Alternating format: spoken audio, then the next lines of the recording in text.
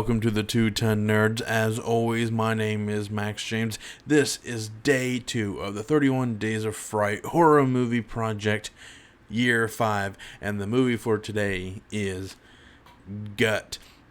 Now, I got this movie in the HorrorPack for September, and I absolutely loved this movie.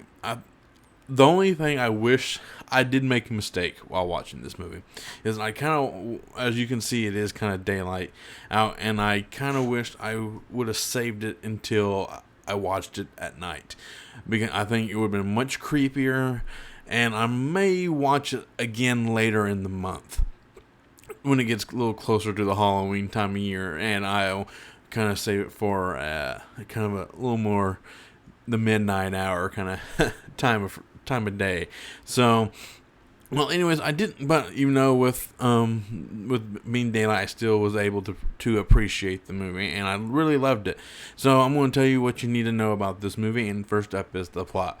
The plot of the movie is kind of hard to explain without trying to give anything away, because it basically follows our main character, Tom. He's just not with life anymore. You know, he's done everything he's able to do. He's had a kid, he has a wife, and he just keeps doing the same old routine over and over again. It's just things isn't kind of like doing anything new. And then his friend, they kept trying to invite him over for a horror night, which I think is kind of funny. And they keep talking about, like, let's just watch like a horror movie-a-thon. And like, no, I gotta go watch movies, like kiddie movies and stuff like that. So it's like, oh, okay, another night. So basically what happens is his buddy finally convinces him to come over, and they watch this movie, and it's about this girl getting kind of gutted, basically, and it's like they don't know if it's real or not. But after watching this video, it affects them in a certain way. It's like both of them are very affected in different ways. It's like Tom, our main character, he kind of gets a little bit more pep in his step for some reason. Even though he's hallucinating, he's still kind of like his personality changed. And then for his friend, who Dan, his buddy, it's affected him in a different way, and he's hallucinating, and so it's really good. I mean, I liked it, and because they both have different personalities when the movie starts, and they both have different personalities when the movie ends, and it's really cool. So, pretty cool. Now, this is an independent horror movie, which I really love, and it's because it's mainly focused on the story, and that's what I really liked about it. So, the acting is pretty decent. It didn't turn me away or anything like that. It's nothing spectacular, but I still fully enjoyed all the characters acting, and it really was, like, solid. The special effects was really good. I fully enjoyed the special effects. Even though the gore in this movie is very limited, but it's very impactful when you finally see, or when the gore is on screen. And there really isn't.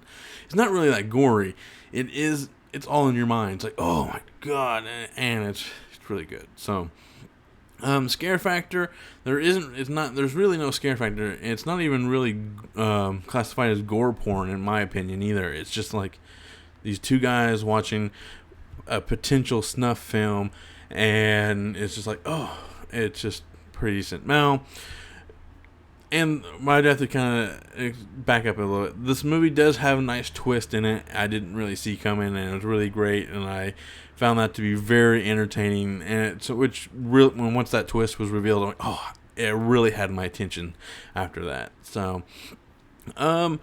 this, I do have a grading scale, 1 through 5. 1 being run-of-the-mill horror. 2 is best watched with a group. 3 is more than average horror, but adds nothing new to the horror genre. 5 helps move the horror genre forward, and 5 being a horror classic.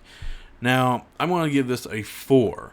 It does help move the horror genre forward, because it proves that horror movies don't have to be all jump scares and blood and guts, even though this does have a kind of some really bloody imagery and stuff like that, but it's more than that.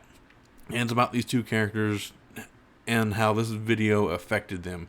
So that's what I say about it, and that's why it's definitely a strong 4. It does help move the horror genre forward, especially in the world of found footage and remakes and all that good stuff. And this is definitely a breath of fresh air for the horror genre. So it definitely does help move the horror genre forward. So my final thoughts is for Gut. I highly recommend this, at least like I always do, at least for one viewing.